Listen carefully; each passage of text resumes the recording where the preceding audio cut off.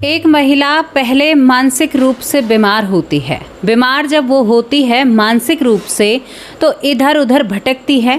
भटकते भटकते एक दिन वो मर जाती है और मरने के बाद परिवार को खबर लगती है और खबर के साथ परिवार उसकी अंतिम यात्रा निकालता है। लेकिन रुक जाइए, यहाँ पर कहानी यहीं पर ख़त्म नहीं होती है। इस महिला के मरने के बाद कहानी तो शुरू होती है। शुरू क्या होती है कि जो ये महिला मरी है, इस महिला ने लोगों को दिखना शुरू कर दिया था। यानी अपने आत्मा रूपी शरीर में लोगों को दिखती थी, लेकिन किसी को परेशान नहीं करती थी। लेकिन फिर रुकिए, अब बताती हूँ आपको। एक व्यक्ति जिसे ये हद से ज़्यादा परेशान करती है, हद से ज़्यादा उसे पागल करने की कोशिश करती है और उस व्यक्ति का पीछा नहीं छोड़ती है। अब बात यहाँ पर हो रही है कि जब कोई आत्मा है तो फिर वो एक ही व्यक्ति को क्यों परेशान कर रही है और एक ही व्यक्ति को उसने टारगेट क्यों कर रखा है। कुछ ना कुछ तो बात है। क्या आत्मा भी अपना और पराया समझती हैं? क्या ऐसा हो सकता है? दोस्तों, यहाँ पर इस घटना को सुनकर रूह कांप जाती है। पता चलता है कि समाज में जो अपना कॉलर ऊंचा करके चलते हैं या शायद सफ़ेद कपड़ों की आड़ में अपने आप को बिल्कुल एकदम क्लीन और सफ़ेद दिखाना चाहते हैं, शायद वो इतने ज़्यादा साफ दिल के नहीं होते हैं। आज की घटना जो आपकी रूह कपा देगी। कैसे एक महिला मरने के बाद आत्मा बनती है? क्या उसका कर्म कांड या उसकी अंतिम यात्रा ठीक से नहीं हुई या उस महिला के साथ धोखा हुआ था? यहाँ पर एक दृश्य और भी बताती, लेकिन अब वीडियो ही बताती हूँ। चलिए इस घटना की हम शुरुआत करते हैं। चित्रकूट से इस घटना की शुरुआत होती है। चित्रकूट जहाँ पर संतों की महिमा रही है, जहाँ पर शायद भगवान वास करते हैं और बहुत सारी चीज़ें होती हैं। दोस्तों, चित्रकूट में एक लड़की होती है जो बहुत ही नादान सी, जिसका नाम श्यामली होता है। श्यामली बहुत खूबसूरत थी और बहुत ही चंचल मन की थी। मैंने एक चीज़ देखी है कि जो बहुत चंचल और साफ मन के होते हैं उनके साथ वाकई में ही बुरा होता है। अब ये मुझे नहीं पता क्यों होता है, लेकिन होता है। दोस्तों, यहाँ पर श्यामली जो होती है वो बहुत ही सीधी सादी थी। हद से ज़्यादा सीधी होने के कारण उसकी माँ या उसकी भाभियाँ उस पर हुक्म चलाया करती थी। सबसे छोटी थी, 6 भाई थे, 6 भाइयों में सबसे छोटी। अब श्यामली शादी योग्य भी नहीं होती है। महज 14 साल की उम्र में श्यामली की एक पास के ही गांव में, वहाँ पर आप इलाके पता है आपको कैसे होते हैं, कुछ ज़रूरी चीज़ों की वजह से आपको पूरी जानकारी नहीं दे पा रही हूँ। दोस्तों, यहाँ पर श्यामली की शादी एक पास के गांव में तय कर दी जाती है। उनके रीति रिवाज से शादी होती है, धूमधाम से शादी की जाती है। अब श्यामली ने हमेशा अपनी भाभीियों का हुक्म बजाया था। जब वो ससुराल जाती है तो वहाँ पर उस पर लाड़ प्यार किया जाता है। श्यामली का जो पति होता है महेश तिवारी, वो उस पर बहुत प्यार लुटाता है। इतना प्यार करता है कि श्यामली सोचती है कि दुनिया इतनी खूबसूरत भी होती है, क्या ये दुनिया इतनी प्यारी है, जब उसे पति का प्यार मिलता है। क्योंकि हमेशा उसने डांट, काम करना, अपने शरीर को उसने कभी नहीं देखा। जितनी भी उसकी उम्र थी, भाभीियों के सामने ये कर दे, सबसे छोटी थी, तो उसे नहीं लगता था कि ऐसे भी परिवार होते। उसे बस ये लगता था जैसा मेरा मायका है ऐसी ही हर जगह है। माँ भी ज़्यादा कुछ नहीं कहती थी। हालांकि श्यामली घर की एक लौती बेटी थी। अब पति के प्यार को देखकर वो घर आकर कहती है कि माँ, पति जैसी चीज़ तो बहुत अच्छी होती है। क्योंकि 14-15 साल की थी, इतनी ज़्यादा समझ नहीं थी, तो माँ हंसने लगती है, अच्छा पति अच्छे होते हैं। दोस्तों, यहाँ पर महेश तिवारी सच में ही श्यामली को बहुत प्यार करता था। उसे वो पलकों पर बिठा कर रखता था। धीरे धीरे वक्त बीतता है। श्यामली की शादी को 1 साल हो जाता है। 1 साल बाद श्यामली गर्भवती होती है। 15वीं साल में चल जाती है, 16वीं साल में जब श्यामली चलती है तो वो गर्भवती होती है। और गर्भवती होने के साथ यहाँ पर उसका पति बहुत खुशी मनाता है। वो इधर उधर नीचे के इलाकों में जाकर इधर उधर काम करता है और काम से घर का गुजारा चल रहा है। वो कई दिनों के लिए घर से बाहर आता है। अब एक और आपको बताते हैं, सतपाल सत्य तिवारी भी इस घर में एक व्यक्ति था जो इस श्यामली का जेठ लगता है। दोस्तों यहाँ पर श्यामली गर्भवती होती है। 9 महीने बाद श्यामली एक प्यारी सी बेटी को जन्म देती है। शादी को 2 साल आने को थे और इसने 2-2.5 साल में ही एक बेटी को जन्म दे दिया था। श्यामली इस बेटी को पैदा करके बहुत खुश थी। आज भी वो इतनी ही सीधी थी। सास की सेवा करना, बड़ों का कहना मानना, जेठ को भी भाई समान मानना और ज़िंदगी बहुत ही खूबसूरत तरीके से चल रही थी। श्यामली की बेटी करीबन 9-10 महीने की होती है, तभी उसकी खुशियों को ग्रहण लग जाता है। महेश तिवारी जो होते हैं वो अचानक भगवान को प्यारे हो जाते हैं। एक हादसे में उनकी मृत्यु हो जाती है। ये बहुत ही एक डरा देने वाली बात थी। जब इसके पति इस दुनिया से चले जाते हैं तो श्यामली टूट जाती है। शायद उसका खुशियों का जो आंगन था या आंगन में जो फूल बिछे हुए थे, अब उन्हें झाड़ू लगाकर इकट्ठा करने की बारी थी, यानी खुशियाँ समाप्त हो चुकी थी। यहाँ पर श्यामली महेश तिवारी को याद कर करके पागलों की तरह रोया करती थी। बावली सी हो जाती है, दिमाग की हालत हिल जाती है, बच्चे का भी ध्यान नहीं रखती। नहीं, मुझे महेश चाहिए, कहीं से भी चाहिए। महेश उसे बच्चियों की तरह रखता था। हर कोई मर्द इतना प्रेम नहीं करता है। दोस्तों यहाँ पर अब ये विधवा हो जाती है और जब एक विधवा का टैग मिलता है ना, हालांकि विधवा होना ये कोई श्राप नहीं है, ये कोई बुरी चीज़ नहीं है। विधवा होने के बाद आप बिल्कुल ब्रह्मचर्य में रह सकते हैं, पूजा पाठ कर सकते हैं, आपको भगवान दूसरी दिशा में ले जा सकते हैं। लेकिन क्या करें, हमारे समाज में कुछ चीज़ें ऐसी हैं जो दबाई जाती हैं। दोस्तों यहाँ पर अब श्यामली की बेटी है वो अपने आप को सुधारती है। धीरे धीरे हालात ठीक होते हैं। उसके पति को गए हुए 1 महीना होता है। वो अपने मायके जाती है, माँ से मिलती, कहती कि माँ अब जीवन कैसे कटेगा। माँ ने कहा कि बेटी तेरी कोख में एक बेटी है, उसी घर में तेरी डोली गई थी, वहीं से तेरी अर्थी उठेगी। श्यामली ने इस बात को अपने आंचल के पल्ले में गांठ बांध कर रख लिया। ठीक है माँ, डोली यहाँ से उठी है तो अर्थी वहीं से उठेगी। हमें भी कहा गया था, हमारी जब शादी हुई थी, मैं महज बिल्कुल 13 साल की थी, बहुत छोटी थी मैं, तो मुझसे जब ये कहा गया था मुझे इसका मतलब भी नहीं पता था, लेकिन मन में एक जज्बा था कि हाँ भाई शादी यहाँ से हुई है तो मरना वहीं पर है। सच में ही दोस्तों यहाँ पर अब ये होता है कि ये अपने ससुराल आ जाती है, लेकिन अब इसके पति को गए हुए 2 ही महीने हुए थे। कभी कभी ये मायके जाती है, लेकिन अब जेठ की हरकतें सामने आने लगती हैं। जो जेठ जिसके भाई को मरे हुए 2 महीने भी नहीं होते हैं, वो जेठ अब इस लड़की को परेशान करने लगा है। 16-17 साल की लड़की, गोद में बेटी, विधवा, क्या और बुरा होगा इससे ज़्यादा इसके जीवन में। ऊपर से अब जेठ और परेशान करता है। आप समझदार हैं, परेशान क्यों कर रहा था? परेशान इसलिए कर रहा था कि इसे अपने भाई की बहू यानी भाई की पत्नी चाहिए थी। उसके साथ ये अपने मैल को धोना चाहता था, ये अपनी जीवन में कुछ करना चाहता था। दोस्तों श्यामली ने हाथ में दरांती ली, कहा कि जेठ की जगह जेठ है, तेरे टुकड़े कर दूंगी अगर मेरे पास आया तो। ये चीज़ें रुक जाती हैं। धीरे धीरे वक्त बीतता है। श्यामली रूठ कर अपने मायके आ जाती है। बेटी को लेकर मायके रहती है तो जेठानी कहती है अच्छा हुआ बला टली, यहाँ से चली गई तो आफतें छूट गई। जब वो मायके में रहती है तो भाभियों के ताहने वहाँ पर नहीं रहा जाता है।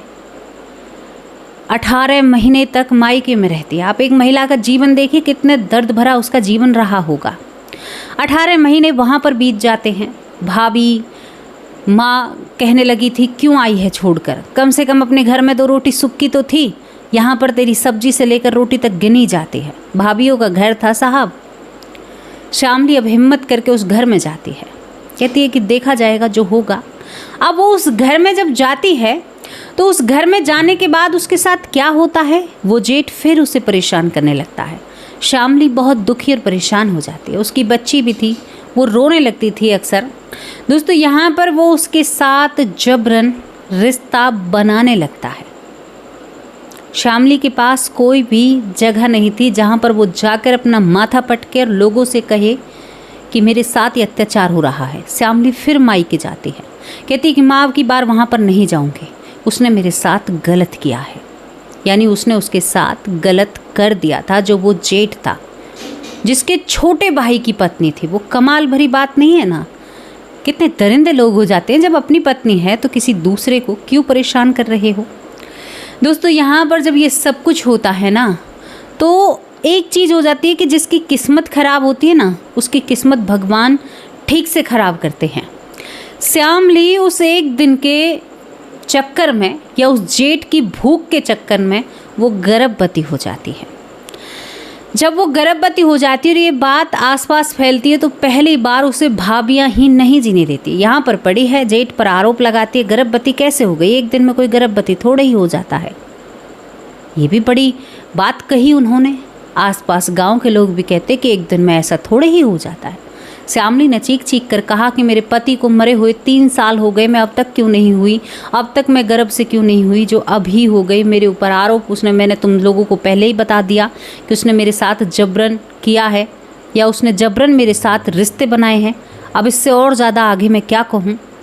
कोई भी श्यामली की बात पर विश्वास नहीं करता है। एक तो वो गर्भ से, ऊपर से मानसिक परिस्थिति हिल चुकी थी।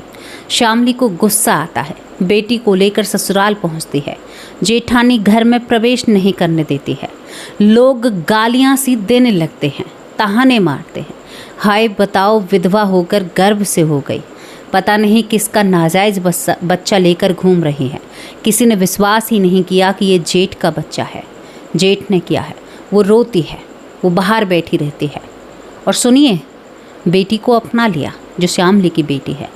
श्यामली 2-4 दिन में ही उसके दिमाग पर गहरा असर पड़ता है इस बात का। वो बावली हो जाती है, पागल हो जाती है। पागल होकर वो दर बदर भटकती है। लोग कहते पता नहीं कहाँ पर मुंह काला करके आई है। इस तरह की हरकतें होने लगती हैं और सत्य जो था उसे कोई भी असर नहीं पड़ रहा था। उसने कभी भी स्वीकार नहीं किया कि ये मेरी करनी है या मैंने जो कुछ किया है, इस महिला की कोई भी गलती नहीं है। उसने कुछ नहीं किया। श्यामली दर बदर पागलों की तरह भटकती रहती है। पुरानी बातें आपको बता रही हूँ क्योंकि यहाँ पर साबित ही नहीं हो पा रहा था कि ये किसने किया है। श्यामली एक दिन अचानक गर्भ में बच्चा लिए हुए इस दुनिया से चली जाती है। श्यामली अपनी बेटी को भी नहीं देखती क्योंकि उसकी मानसिक हालत इतनी बेकार हो जाती है। ना माँ ने दिखाया, ना पिता ने दिखाया और ना यहाँ पर किसी और ने दिखाया। देवर ने या जेठ ने भी नहीं दिखाया। माँ बाप के पास वो जाती नहीं है। घृणा करने लगती है अपने ही माँ बाप से कि तुमने मेरा जीवन नरक बना दिया। पहली बात, माँ बाप को उसके लिए कोई फैसला लेना चाहिए था क्योंकि बचपन से ही वो उनके फैसलों पर निर्भर थी। माँ बाप को उसके लिए कोई शादी या उसे अपने पास एक इज्जत और सम्मान से रखना चाहिए था, लेकिन वो भी कहीं ना कहीं चूक गए थे।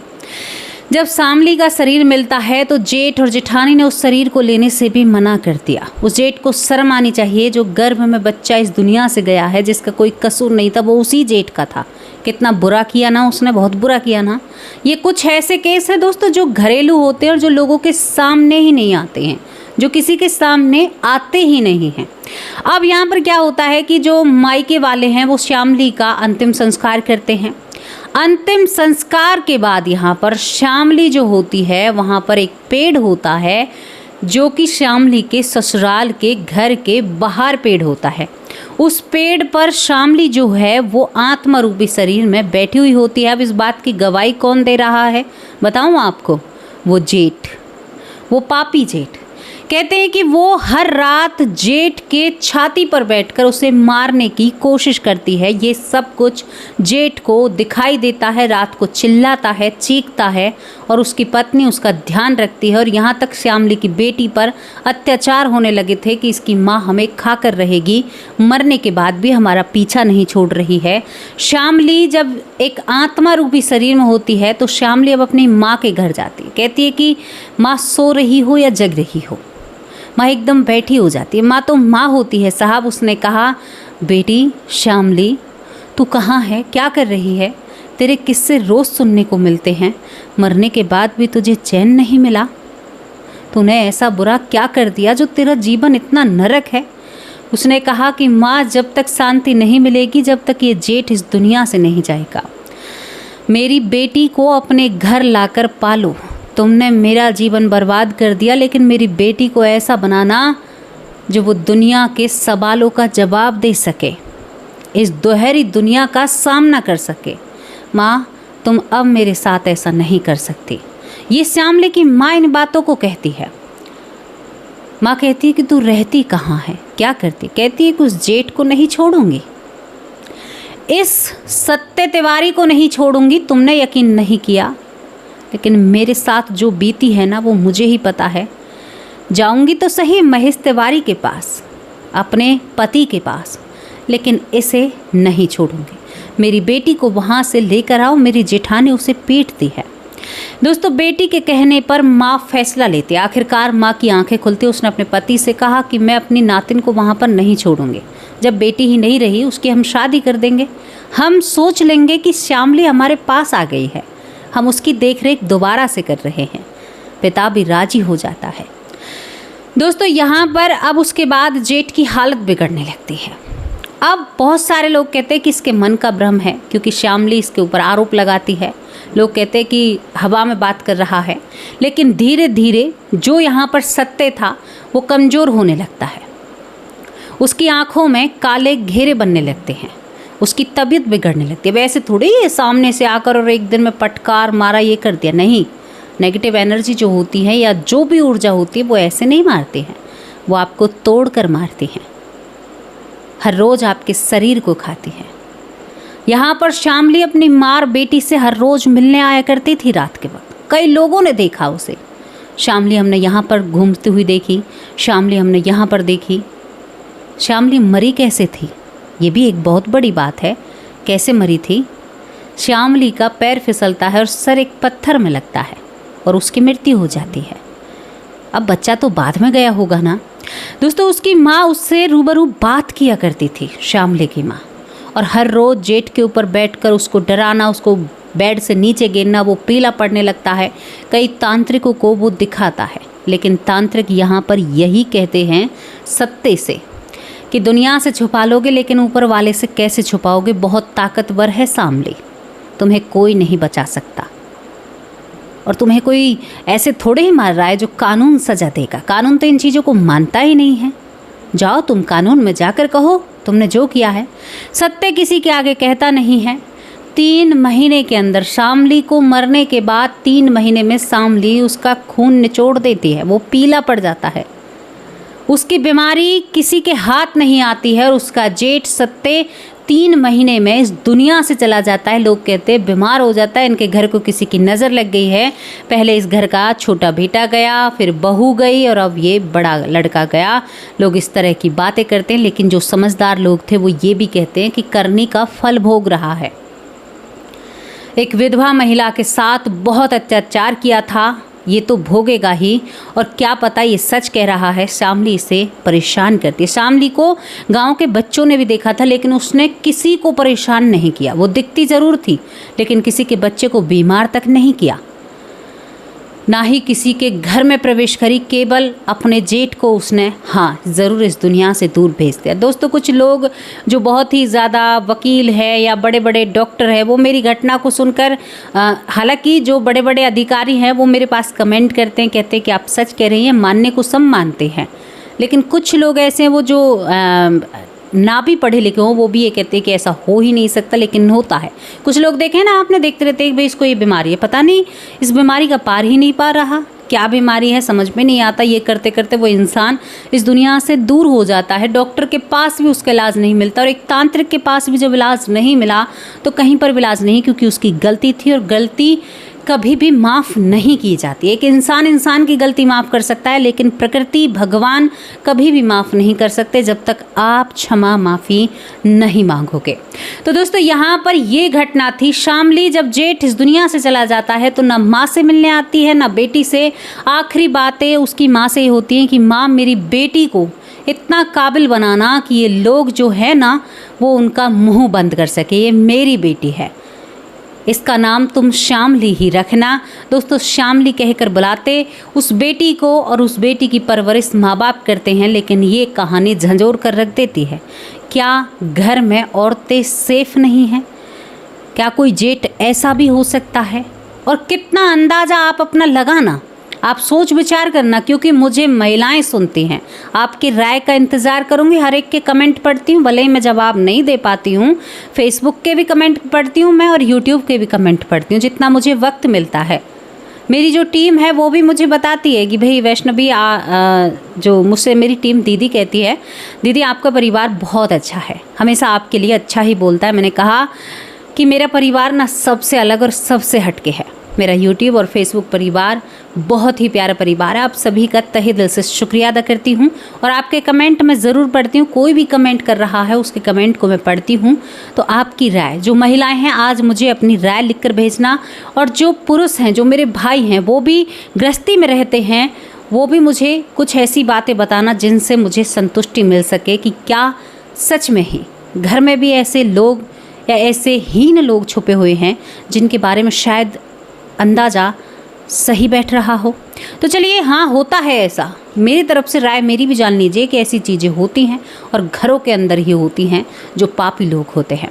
आपकी राय का इंतज़ार करूँगी। अब आप लोगों से विदा लेती हूँ। कल हाजिर होंगे एक सच्ची रुचि स्टोरी के साथ। तब तक के लिए नमस्कार, जय हिंद।